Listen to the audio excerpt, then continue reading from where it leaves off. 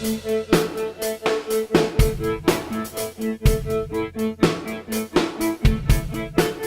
bet you're wondering what's in this box.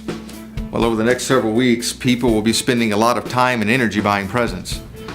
Have you ever wondered why people like to give so much? I personally think it's because by giving, we're tapping into the God image in each one of us.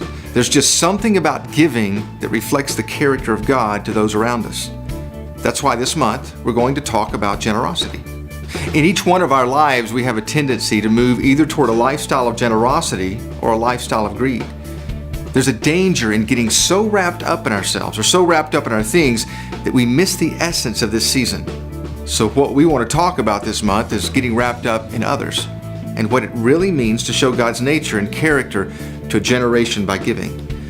There are just some great stories in the Bible that can help kids develop a better perspective about how to stay wrapped up in the right thing. There's a story about a man who had a lot of stuff that he kept accumulating over time. He just kept building bigger and bigger barns to collect all of his food. But he failed to think about the people around him, and he also failed to think about eternity. Then there's a story about a young man who was rich, or at least he thought he was rich, because he had so much stuff. He was so wrapped up in himself and what he had that he couldn't let go of the things that really didn't matter. He was actually willing to trade what was eternal for what was temporary. His stuff actually kept him from pursuing a relationship with Jesus Christ. It also makes sense that we'll spend some time this month talking about the greatest gift ever given. We'll celebrate the story of Jesus' birth. To pause and remember that God gave His only Son, the ultimate example of generosity, so we could know Him in a personal way. We'll wrap up our series looking at how the wise men showed up to bring Jesus gifts. It was an amazing event, actually. The wise men made a statement in that moment to all of humanity, showing everyone how important Jesus really was. Isn't that the reason we give gifts anyway? To show the value that others have in our lives? We hope these stories will help you unpack this principle of generosity for a child so they will grow up and understand what it means to show God's character to the world. We just think that if children understand how to give, it will not only change the world around them, but it'll change them as well.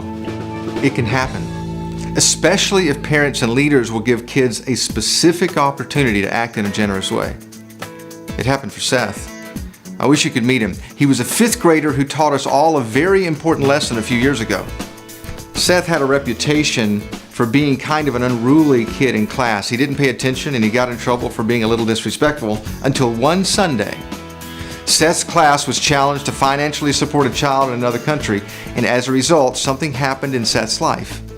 He decided that he would shovel snow at the first snowfall to raise money so that he could be part of supporting a child. We got a letter about Seth leading the way to support other kids. And according to the teachers who wrote us the letter, there was a radical transformation in Seth's life. As a matter of fact, the teachers said his attitude totally changed. His attention span changed. The way he participated in class was just different.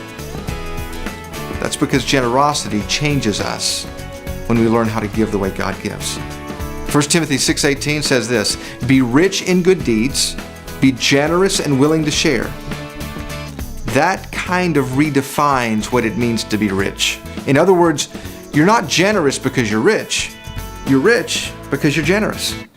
Ultimately, if we're going to raise children who understand what it really means to be rich, we've got to teach them to give. We've got to teach them to share. We've got to teach them to put others first and to make sure that they're not wrapped up in themselves, but instead, they're wrapped up in others and what it means to give to them. So, what's in the present? Well, it depends. What goes in here is really up to you this Christmas.